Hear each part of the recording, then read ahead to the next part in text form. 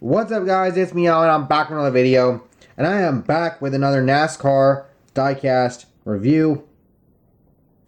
And yeah, let's go ahead and let's jump into it, shall we? So here is Daniel Suarez's 2021 Commscope Chevy for Trackhouse Racing. And the cool part about this is Trackhouse has already announced that they're going to be sponsoring Daniel Suarez for some of his races in 2022. You'll love to see it. Let's go ahead. Let's get the diecast out of the box.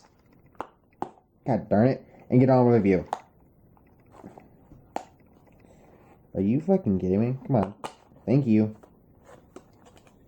Try not to fucking ruin the box here.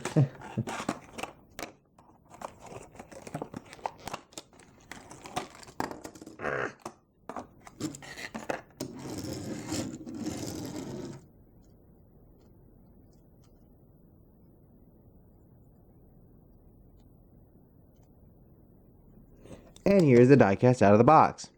Now, right off the bat, that windshield is caved in a little bit on this side to where I can kind of get a nail in there. Just a little bit. So, yeah, not cool.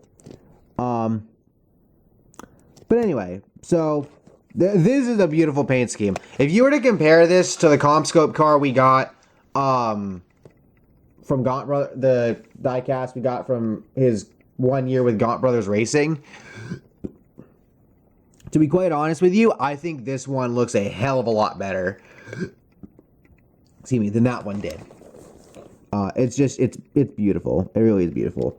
That Chevy logo is both crooked and off-centered. Now Daniel Suarez from last season, I have to admit, I think for his first year with Trackhouse, I think he did all right for himself. Bristol Dirt was probably an overachievement, to say the least. Like, who would have thought Daniel Suarez, of all people, would be leading laps at on a fucking dirt track? Like, that's just crazy to me. And, oh my god. They fucked up Commscope on the roof right there. It's all, wavy. But I think Suarez himself was even surprised that he was running up at the front. I was just basically just went with it. And again, he drove himself up there to do it. So it's like, it's not like he didn't have a hand to him. And the rear windshield's a little bit loose. Cool. But for Daniel Suarez last year I would say was a pretty good year for him. For Trackhouse's first season, I think they did really well. And then, of course, you have off the track, you have the whole buying Chip Ganassi Racing thing, which came as a complete shock to so many people because nobody really would have suspected that Chip Ganassi. Well, nobody would have suspected, I think, that Trackhouse would have pulled that off, let alone Chip Ganassi be a guy to sell his team and get out of NASCAR for the most part. Like, that was massively surprising to a lot of people, myself included.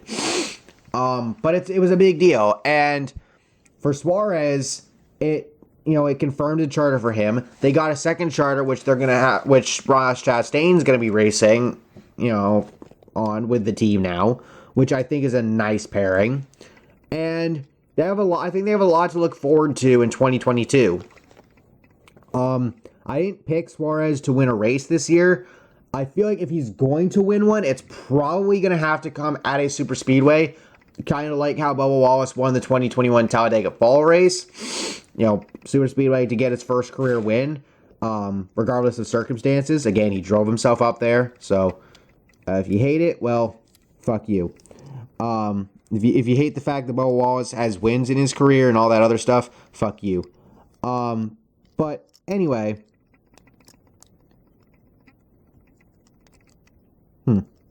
weird. But anyway, I feel like for Suarez, if he's going to win a race, it's probably going to have to come at a super speedway.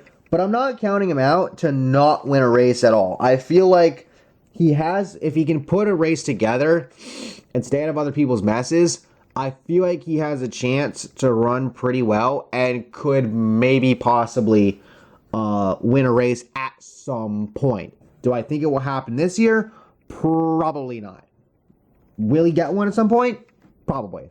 I mean, to be quite honest with you, I say I feel like Ross Chastain might have a better, I don't want to say he has a better chance at getting Trackhouse's first win, than Suarez does. But looking at what Chastain did last season, even though it was his first full year in Cup, he showed strides and he showed improvement from like Xfinity the year prior, where, he was consistent in finishes, but he couldn't get wins. And then last year he, had some races where he did pretty freaking well, especially in the second half of the regular season. So I feel like as a whole, the team should do pretty well. I think both Chastain and Suarez will be on the fringe of a playoff spot. I don't have either one of them pointing their way in. But I think there's a lot of moving parts this year, literally and figuratively.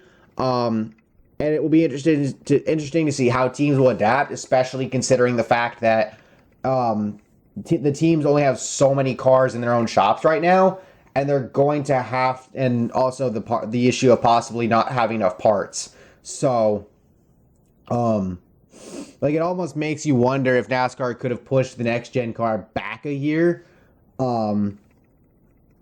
until there's more certainty regarding the parts and stuff. But they have the next gen car this year. They're gonna run it, and I'm interested to see what happens, man. So, once again, nice paint scheme, amazing paint scheme, and I cannot wait to see what Trackhouse does this season. But anyway, with all that being said, thank you all for watching. Hope you all enjoyed.